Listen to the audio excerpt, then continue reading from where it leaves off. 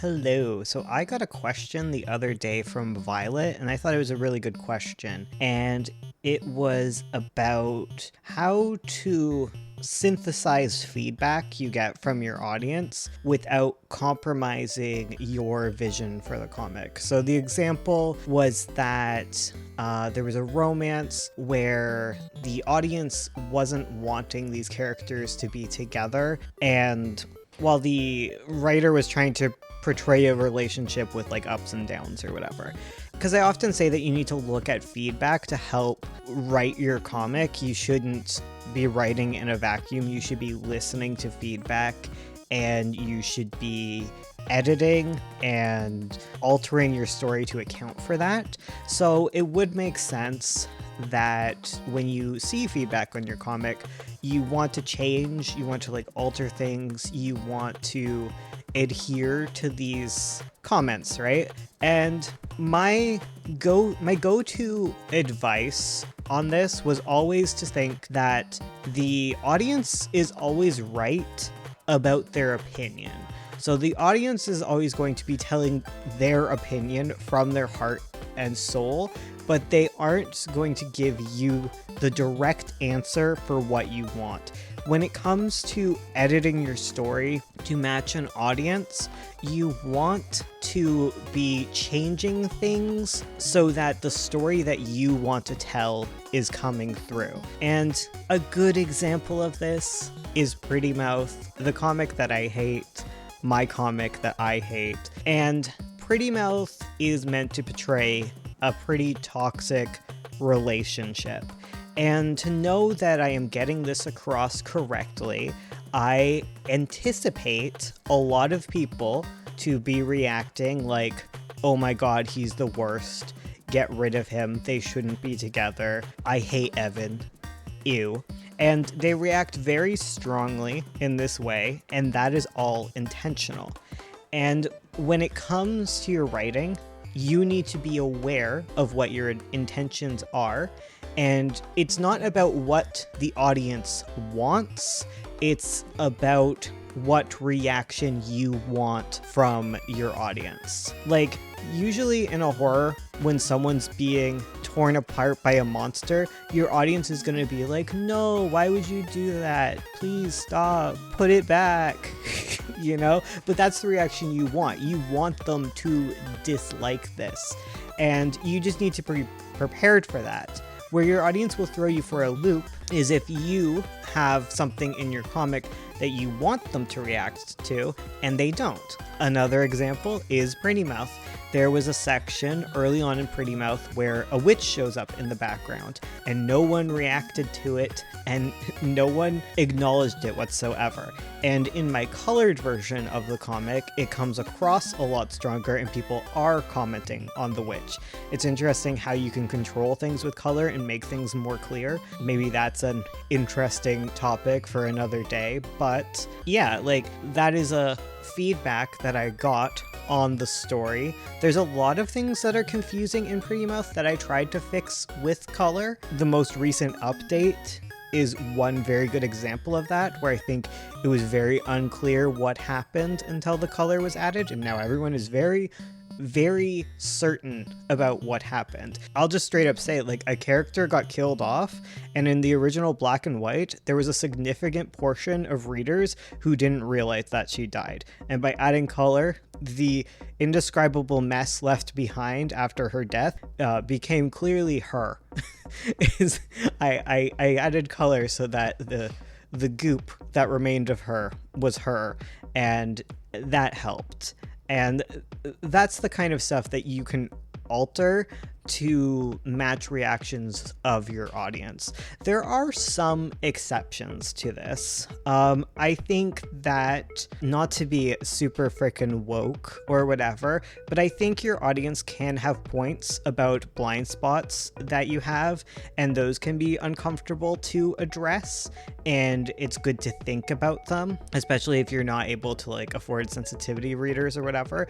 Like, listening to your audience, those are very dicey places to kind of exist in, but I would be aware of them, and I wouldn't dismiss all of that like immediately whenever you hear it, but it is something to consider. But usually your audience is wrong when they offer advice about like how to change your comic, how to fix your comic, where you should go, who should get with who. It's your comic, it's the story you want to tell, and you just need to find the best way to do that. And when it comes to sitting down and asking like friends and stuff to give you feedback on your writing, what you should do is you should ask them 4 questions, and they're A, B, C, D, okay?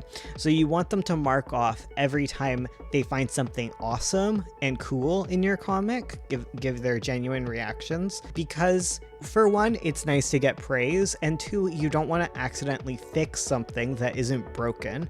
Then you want to ask them what they find boring in your comic. You want to ask them to point out anything confusing when it comes up. And finally, you want everything that they did not believe. So for those last 3, boring is usually a pacing issue. It can be that everything is dragging and you need to speed things up, or they're disengaged in another way. I guess there's a lot of reasons that it could be, and it's your job to kind of figure it out. But boring is very helpful for that. It usually means things are going too slow. Confusing usually means things are going too fast, you're not explaining things well enough, or you were boring people with explanations earlier and you need to break things down better. And did not believe are moments of things that you need to explain more or you need to fix because they are plot holes and they are breaking the suspension of disbelief, which is like a little tightrope that you need to walk when it comes to all your writing. You want readers to believe and buy in, because when people don't buy into your story, you lose them. People wander off. Every reader has their own levels of suspension of disbelief, and you kind of want to target a specific audience and figure out what their suspension of disbelief is. I think the easiest way to think about that is like if you're writing a middle grade book for like younger readers, like you don't need to make everything about the financial situation of your characters believable, because that's not something they're dealing with. You can, for like the benefit of others who read the story as well, to make things balanced, but you don't have to, you know, especially if it's a silly little story. You can just be a silly little goober. And suspension of disbelief is also very varied based on the type of story, because a silly story is going to allow you more room. Like humor allows you a lot more playroom in general for suspension of disbelief. Whereas if you set your story up to be something very grounded, very gritty, very, very realistic, then you set up a standard of suspension of disbelief. I don't know why I'm going on about that, but it is something to consider. But yeah, basically, don't listen to your audience. You have to listen, you have to read between the lines. I find this a lot of the time with YouTube as well. It can be difficult to answer questions on YouTube because, and I love questions, by the way, this being a prime example, is when you're answering questions, you feel like, okay, this is something that the audience will want, but it's just one person, right? There's also that aspect to like comics, right? Like one person has a question, one person would like this to happen, one person would like this in a video, but they're just the type of person who comments. There's tons of readers who don't comment, who have their own differing thoughts about your story, about your YouTube, about your whatever. And you have to hone that and create something that the general audience will enjoy. And usually the best way to do that is to follow your own instincts and your own drive for your story in order to pick things out. Anyways, that's my advice for today. I wish you the best of luck on your comics. Tell me how they're going in the comment section below, if you will.